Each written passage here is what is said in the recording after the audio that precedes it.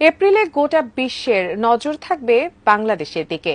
আন্তর্জাতিক বিনিয়োগ সম্মেলনে দেখা যাবে শীর্ষ ধনী বিনিয়োগকারীদের। প্রধান উপদেষ্টার আমন্ত্রণে আসতে পারেন স্পেস এক্সের ইলন মাস্ক, অ্যামাজনের জেফ বেজোসের মতো শীর্ষ ধনী ও বিজনেস টাইকুনরা। এরই সাথে শোনা যাচ্ছে ইলন মাস্কের হাত ধরে বাংলাদেশ আসতে যাচ্ছে স্টারলিংকও। কি এই স্টারলিংক? ইন্টারনেট সেবার ধারণাই বদলে দিতে যাওয়া স্টারলিংক কিভাবে কাজ করে, আরো জানাচ্ছেন ইমতিয়াজ আলম। আন্তর্জাতিক বিনিয়োগ সম্মেলন আয়োজনের উদ্যোগ নিয়েছে বাংলাদেশ।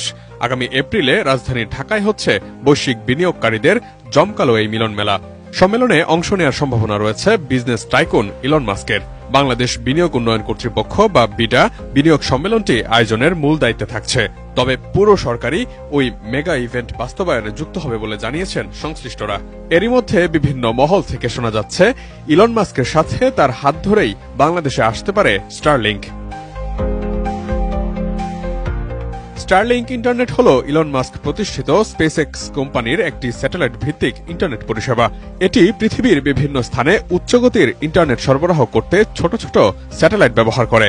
স্টারলিংকের লক্ষ্য প্রধানত এমন এলাকায় ইন্টারনেট পৌঁছানো যেখানে সাধারণ ব্রডব্যান্ড বা মোবাইল ইন্টারনেট নেই বা খুবই ধীরগতির।